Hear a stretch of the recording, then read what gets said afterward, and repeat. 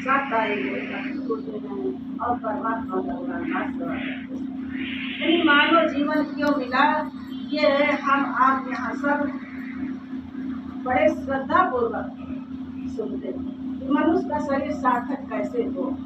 और देखिए सहेली को बढ़िया कितना सुंदर बनाई दया और धर्म, यानी कि हम उस ज्ञान रूपी आकाश पर कैसे चढ़े, तो गुरु की अटारी पर कैसे चढ़े। कितना सुंदर हमारे प्राकृतिक दर्शन कराया कि हम उस गुरुदेव की सदगुरु की अटारी पर कैसे चढ़े हैं। तो कितना सुंदर दिग्दर्शन की त्यावर से हमारे ये काम को बता दिया। और ससुर हमारे जो है अहंकार तो सबसे बड़ा है। ये अहंकार भी हमको नहीं छोड़ता है। क्या सोच में से सोच में अहंकार हो, वो भी हमारे को डुबा ही देता है। तो ये पाँव फैला के कहाँ बैठा है, रास्ते में या गए बिल्कुल दुआरे में। द्वार कौन है, जो मानो शरीर ही दरवाजा है, साधन धाम मोक्ष कर द्वारा, अपाय लगी परलोक समाना। तो द्वारे में बैठा हुआ है, पैर फैला दे रहा है तो हम कैसे जाए। तो जब मिलने क्या धर्म दया और धर्म जब सहेली हमारी होगी, इतना सुगमता से बता दिया कि तुम श्रद्धा रूपी डरने पर पैर रख करके तुम उस सतगुरु के आधार पर चढ़ गए, यानी कि उस ज्ञान रूपी आकाश पर दो के पंख लग जाते। ज्ञान ही पहले होता है, पहले ज्ञान ही होता, क्योंकि जानने का नाम ज्ञान। और जब तक हम आपको जानेंगे नहीं तो हमारी श्रद्धा कभी स्वीकार में होगी नहीं। जानने से ही श्रद्धा होती है। लक्ष्मी नारायण मंदिर ये है, यदि हमने जाना कभी माना और कभी यहाँ आ पाए। तो हमने सदगुरु को पहले जाना, सदगुरु के पास पहले गए, सदगुरु को जाना, तो सदगुरु पर हमारी श्रद्धा। और जब श्रद्धा हुई, श्रद्धा और विश्वास, माता पार्वती को श्रद्धा बताया गया और हमारे भगवान महादेव को विश्वास बताया गया। तो जब तक बालक को माँ न मिले तो बालक अधूरा है, और पिता न मिले तो बालक अधूरा है। तो सर्वप्रथम पहले बालक को कौन सा माता प्राप्त होती है, पिता प्राप्त होता है। ये हमारी जानकारी कहाँ मिलती है, यहाँ मिलती है। पहले सर्वप्रथम बालक को माता प्राप्त होती है, माता की गोद प्राप्त होती है। सर्वप्रथम बालक को माँ देख लिया, बालक को जन्म देती है, और सर्वप्रथम माँ बालक को देखती है, पिता बाद में देखता है।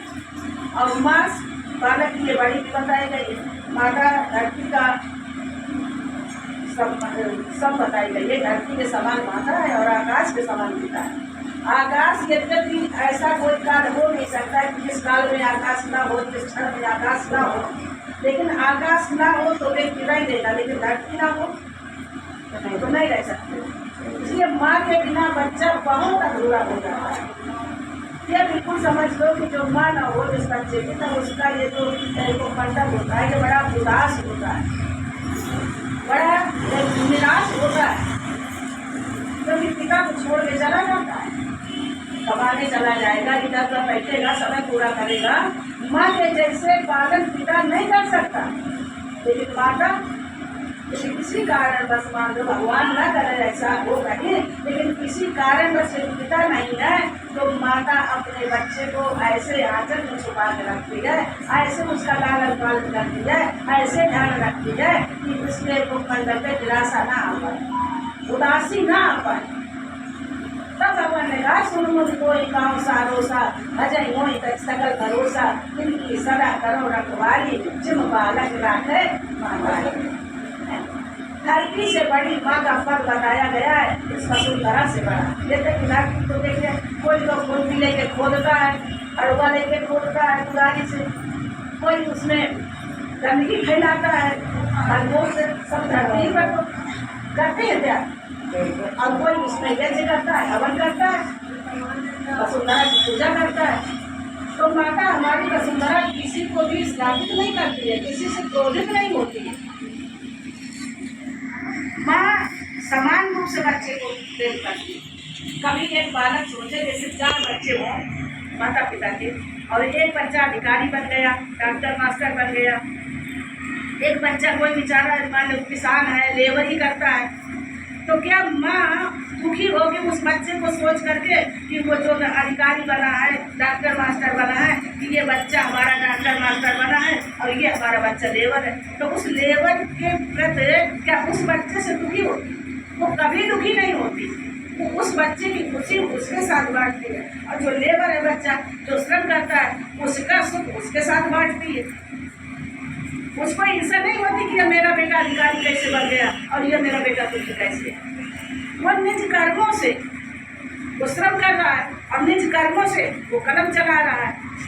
तो ऐसा ही संसार में कभी कभी बात ऐसी आ जाती है। अभी बात आई हमारे गंगा सागर भगवान ने कहा कि सभी कर्म पूजा नहीं हो सकते और सभी कर्म पूजा सभी धर्म सब कुछ पता है। मतलब हर कर्म जो है सारे कर्म पूजा इसलिए नहीं हो सकते। देखिए भगवान कृष्ण भी कहते हैं कि वही व्यक्ति एक व्यक्ति मानी ये समूह है, इन्हीं में से कोई एक व्यक्ति चोरी करने जाता है, उसको चोरी अच्छी लगती है, उसकी प्रवृत्ति चोरी में है, लेकिन वो कर्म पूजा तो नहीं। एक हत्या कर देता है लड़ाई किसी की, एक कातिल किसी का कत्ल कर देता है, वो पूजा नहीं। लेकिन वही कर्म वही हत्या यदि बॉर्डर पर हो जाती है, हमारे सैनिक भाई यदि किसी आपदाई की हत्या कर देते हैं तो वो पूजा है, कर्म वही है। देखिए मृत्यु यहाँ भी हुई है, मृत्यु वहाँ भी हुई, लेकिन ये देश हित के लिए मृत्यु वो किसी की करता है, जनहित के लिए किसी की मृत्यु करता है। वो अपने वो प्राणों में बलि चढ़ा करके अपने प्राणों की भी परवाह नहीं करता और आपदाई की हत्या करता, आतंकी की हत्या करता, तो वो कर्म पूजा है। लेकिन हम अपने स्वार्थ के लिए जब किसी की हत्या करते हैं, हम अपने स्वार्थ के लिए जब किसी की चोरी करते हैं, हम अपने स्वार्थ के लिए जब किसी के घर में आग लगा देते हैं, तो फिर कर्म पूजा किसी काल में नहीं। अच्छा हम पूजा में बैठे हैं, ध्यान में बैठे हैं, आपके देखने में तो हम बहुत जो है हम बैठी हैं ध्यान में, लेकिन हमारे अंदर में क्या चल रहा है?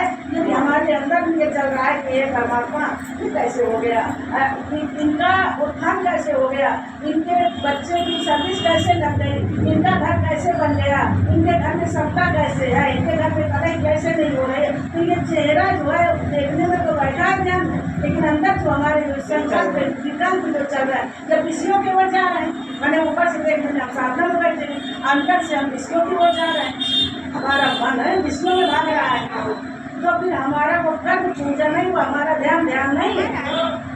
हम सारे कर्मों को करते हुए हम भोजन बनाते हैं, हम बच्चे की मालिश करते हैं, हम पति की सेवा में, हम व्यवसाय में है, व्यापार में है, नौकरी में, ड्यूटी में है, लेकिन हमारे अंदर में परमात्मा है, हमारे अंदर में दया है, हमारे अंदर में क्षमा है, हमारे अंदर में वृत्ति है, यानी कि बुद्धि है, कि विचार शक्ति है कि क्या हित करने की योग कर्म है, क्या अहित किस कर्म से अहित हो रहा है, तो फिर वो हमारा कर्म पूजा है, वो हमारा वो ध्यान पूजा है, वो हमारा ध्यान।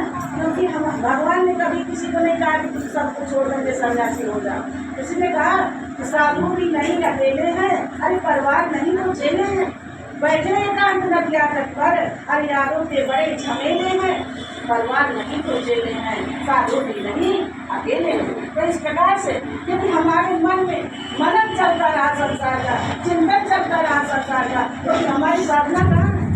हम सब कुछ करते हुए यदि हम अंदर परमात्मा को रखते हैं, अब ये अंतर आत्मा की बात आई थी ना, अंतर आत्मा की केवल हम सुने, बाहर जगत की न सुने, कर्म बाहर जगत में ही होंगे, होते रहेंगे।